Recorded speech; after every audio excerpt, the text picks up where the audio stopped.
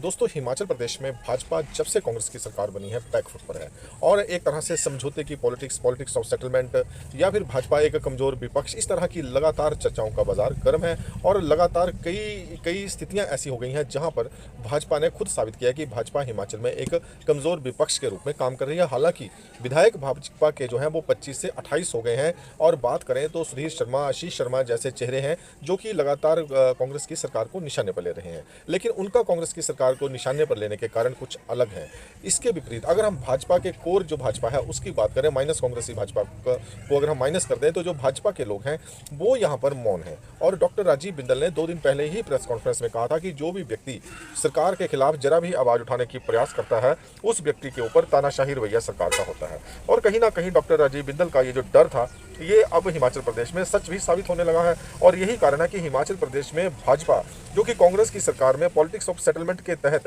पूरी तरह से बदनाम होती दिखाई दे रही है, राष्ट्रीय नेतृत्व के पास अब हिमाचल प्रदेश में जो हमारे सूत्र हैं दिल्ली के, उनकी जानकारी के अनुसार अब दिल्ली जो है वो हिमाचल में जो भाजपा के नेता हैं उनकी जो कार्यशैली है, उनके जो बयान हैं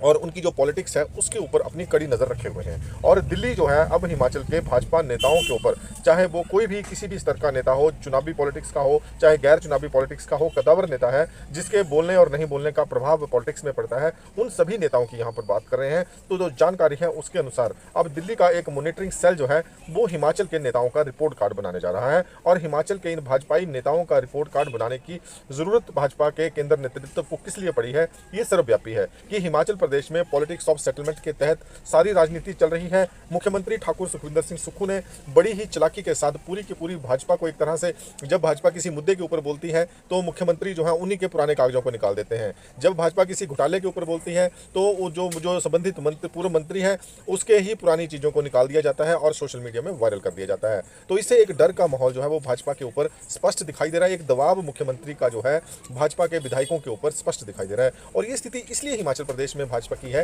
क्योंकि जब भाजपा की सरकार हिमाचल में थी, कहीं ना कहीं उस समय भी जो करप्शन का लेवल था उस करप्शन के लेवल को एक्सपोज ना करें जनता के बीच में सुक्खू की सरकार, इसलिए भाजपा दबाव में है। और यही दबाव अब दिल्ली तक पहुंच गया है। और यही कारण है कि जगत प्रकाश नड्डा को बार बार हिमाचल में आकर बड़े आरोप हिमाचल की सरकार के ऊपर लगाने पड़ते हैं और उसके बाद हिमाचल के जो नेता हैं वो उनकी बात को आगे बढ़ाते हैं। अगर हम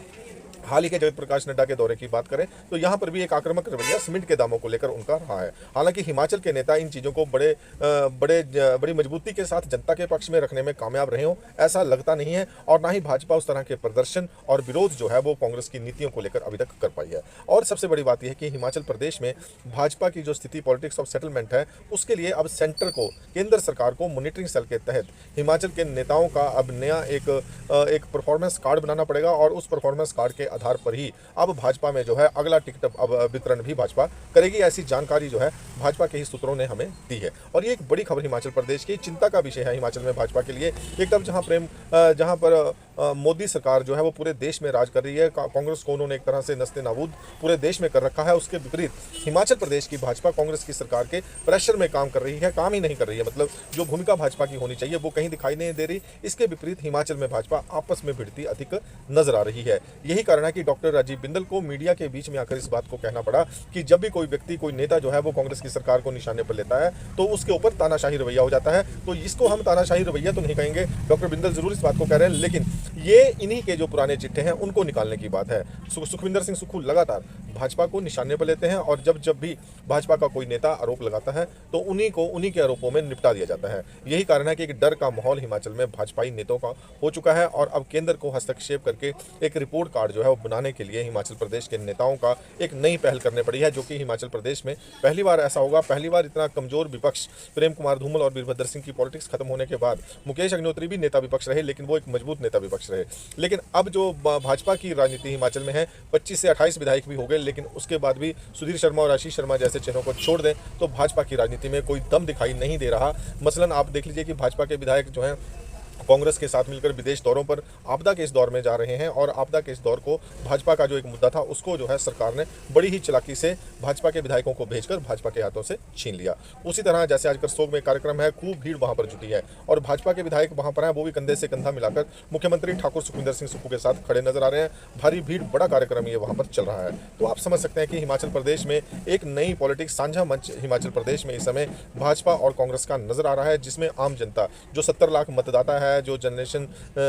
जन जी की बात हम करते हैं, ये सभी लोग खुद को अलग थलग और प्रताड़ित महसूस करते नजर आ रहे हैं। लेकिन फिलहाल हिमाचल में भाजपा के लिए जो बुरी खबर है वो यही है कि दिल्ली में अब हिमाचल भाजपा की मॉनिटरिंग शुरू हो गई है और मैन टू मैन ये मॉनिटरिंग की जा रही है।